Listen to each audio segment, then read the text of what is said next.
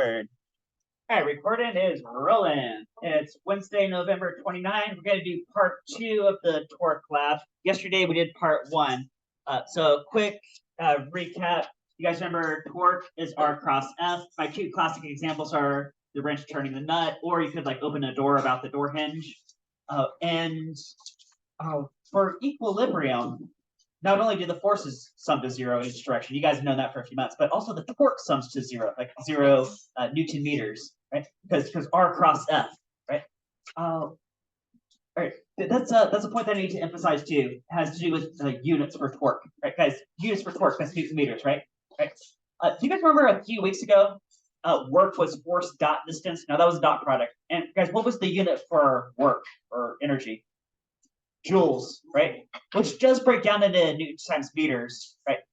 So this looks like it wants to be joules, but it's a totally different concept. So I'll never refer to torque having units of joules. It's always newton meters or foot pounds in American, but newton meters in this class, right? Right. So we got that. And then how about a couple of setups? Oops, here's yesterday's. Yesterday, you guys did the seesaw version of the lab. You guys had equilibrium, right? And you guys were calculating, some of the torque goes to 0 for, it's kind of a tenuous balance, right? Now today you guys have this more stable looking dot. Thank you. Okay, where you're gonna have the meter stick set up. You're gonna hold it up with a couple of spring scales and one weight pulling down, and then we're gonna do some calculations based on that. All right. So is everybody good so far? Okay. All right. Before I jump into the next part, got some class announcements, school announcements. Let's do top scientists. Now, this is for my honors class. I'm just gonna make one video for all my classes today. Right. So this will be it. Here's for my honors classes.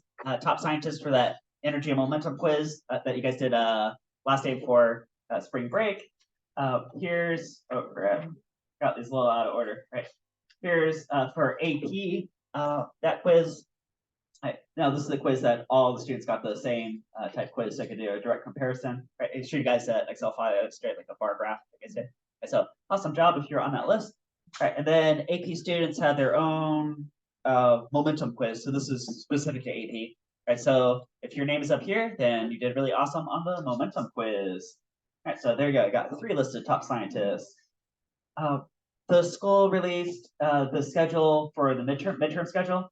So it's going to be December 19 through December 22. That'll take us to Christmas break. The very first exam is going to be first period on the 19th, and then a couple each day after that. Right? I did post this file to Google Classroom if you want to access that. We've got a spirit week coming up, December 11 to 15.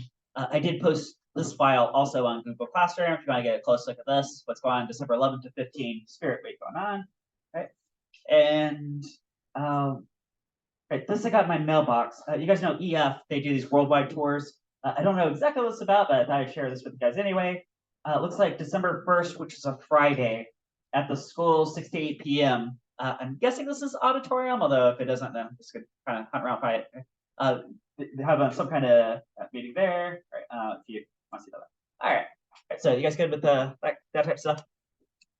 All right. So let's do some notes. Do some notes. All right, here we go.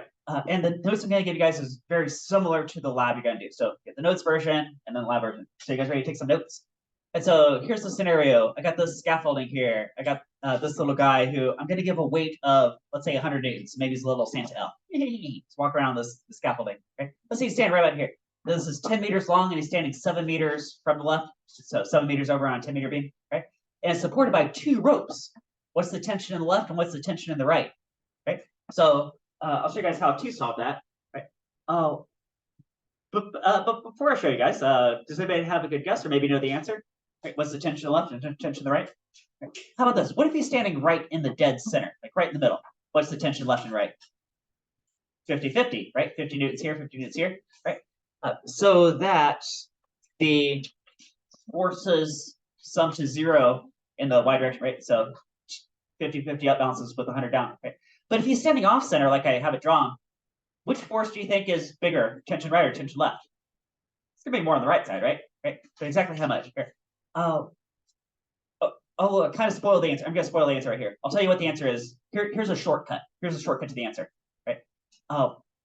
As long as the beam itself has negligible mass, which I'm giving the beam negligible mass, right? Right.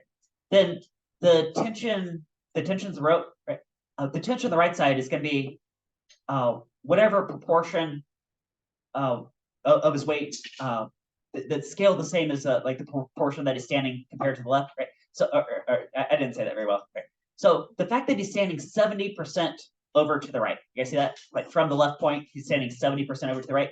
Do you guys think that this tension here is going to support 70% of his weight, basically? Right now, that's not a proof, but that does end up being the answer. It's kind of a shortcut to the answer, right? Which would lead you to how many newtons of tension?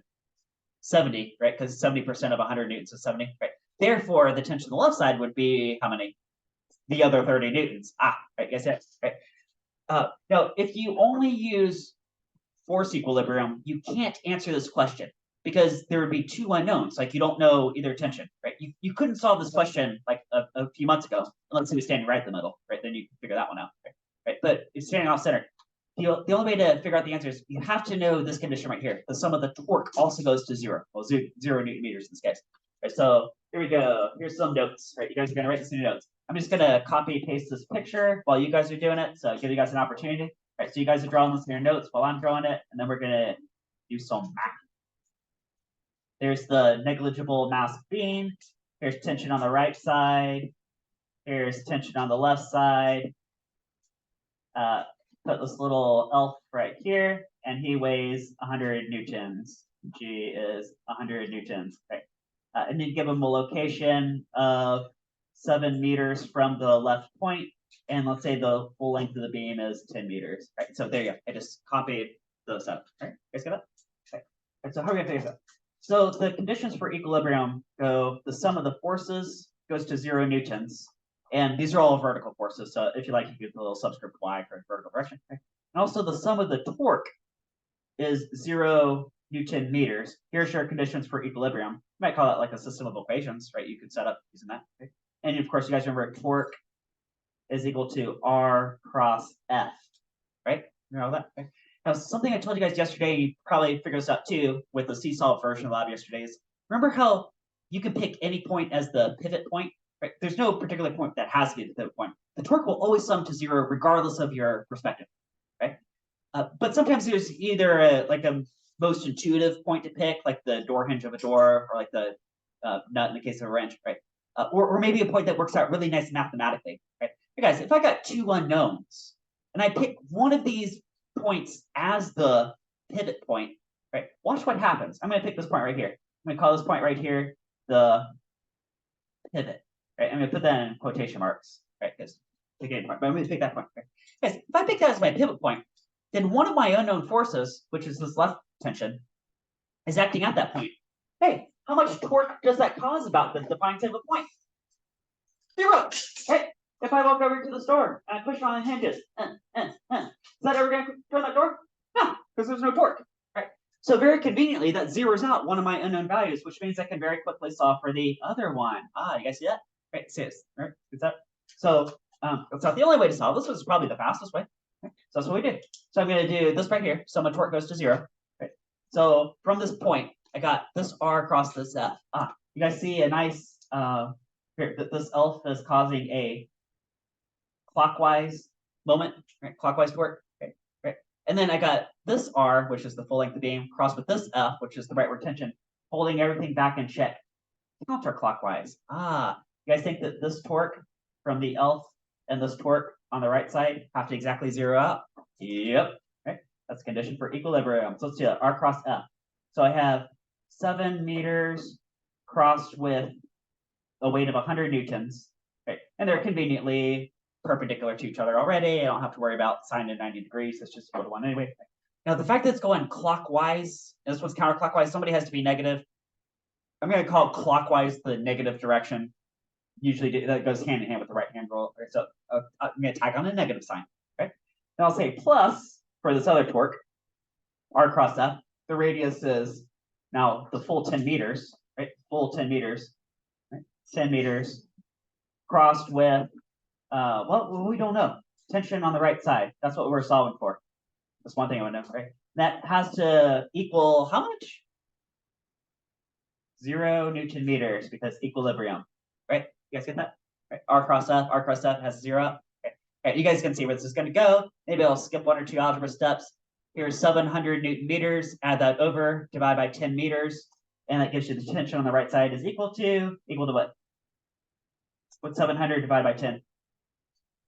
70 Newton. Hey, remember I spoiled the story a few minutes ago? I said the answer would come out to 70 newtons because he's 70% the way over to the right. Right, there it is. There it is solved with torque, right?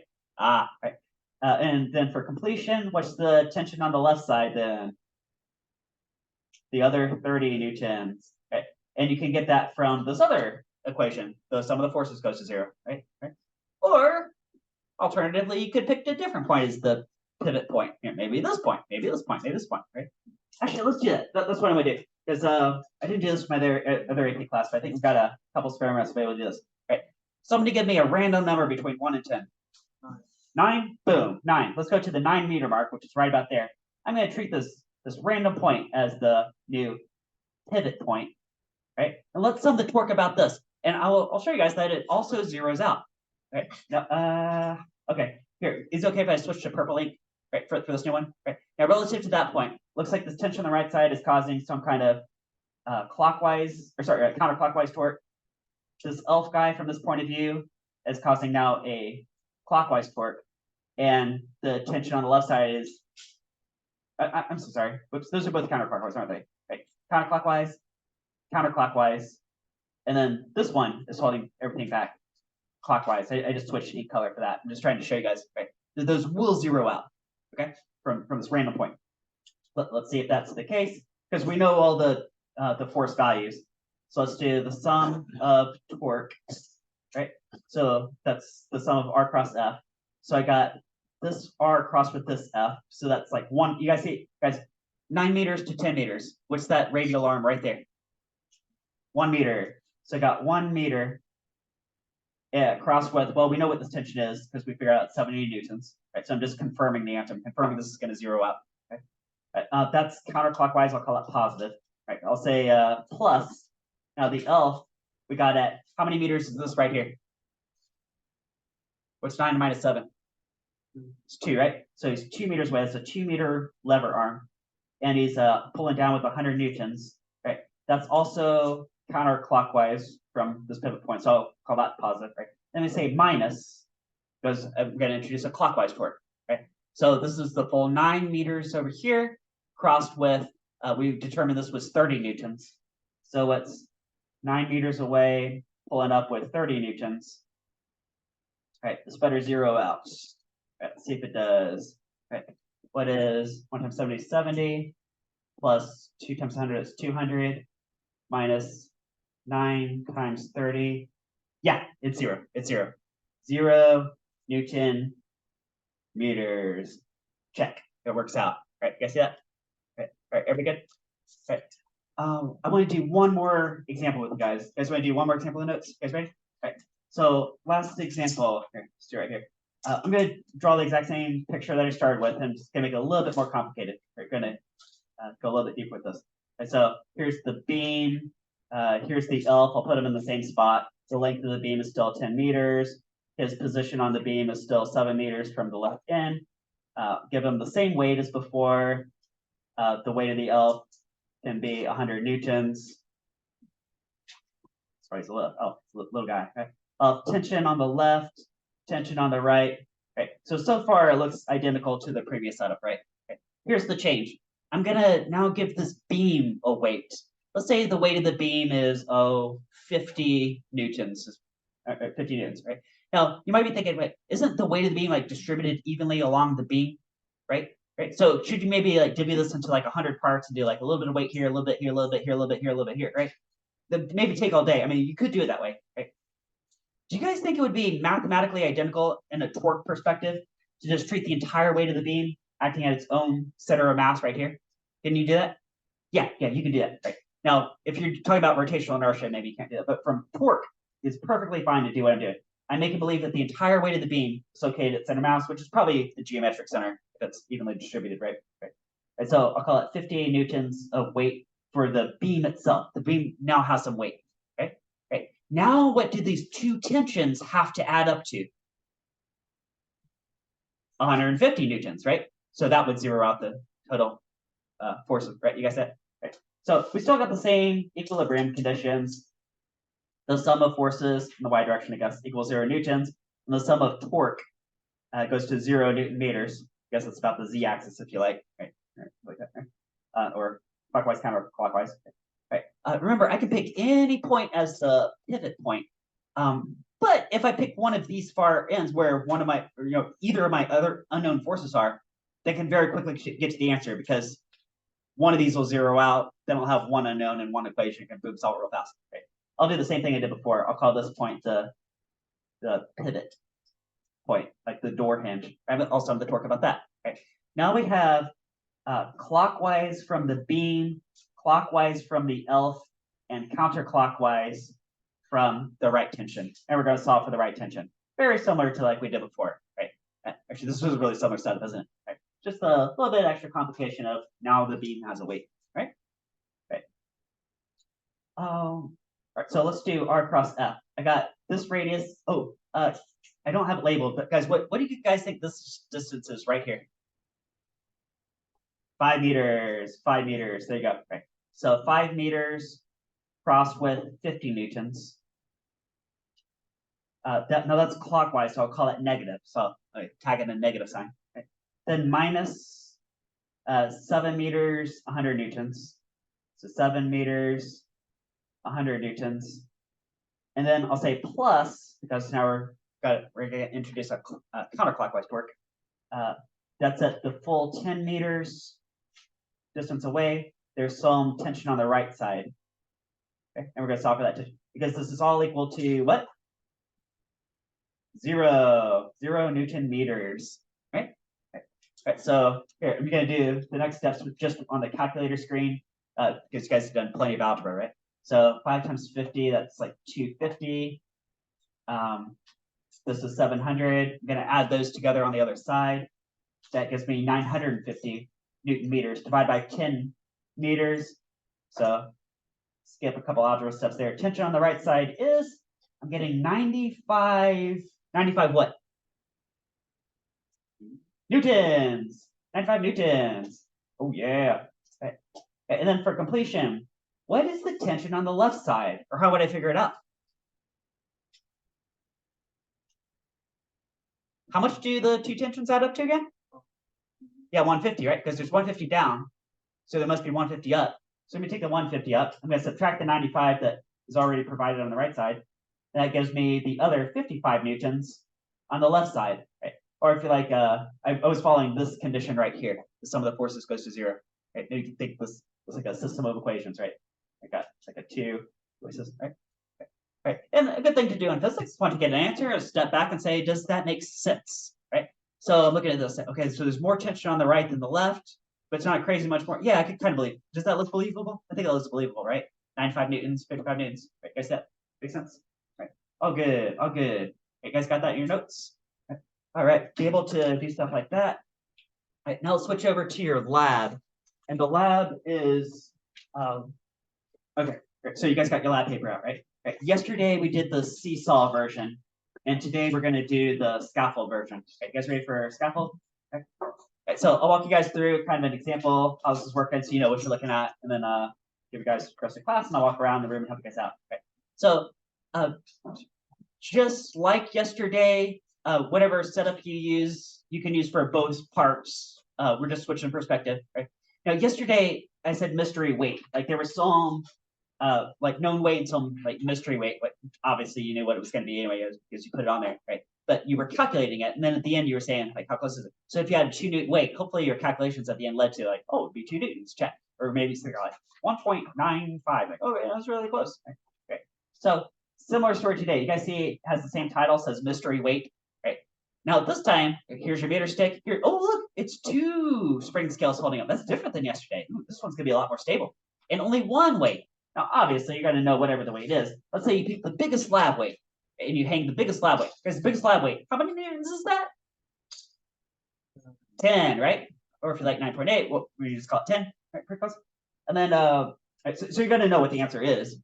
So hopefully, by the time you do all this calculation, at the end, you get something really close to like that, whatever you put on there. Right?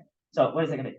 Do you guys see this detail here? It says pivot point F left. You guys see pivot point F left? So you're going to treat this point bam, right there as the pivot point, which maybe actually is a good choice, right? Because it aligns with the notes I just kind of gave you guys. It's maybe a good intuitive point to pick. Okay? Now, if that's your pivot point, here's the torques relative to that point. The weight of the meter stick says, let's go clockwise.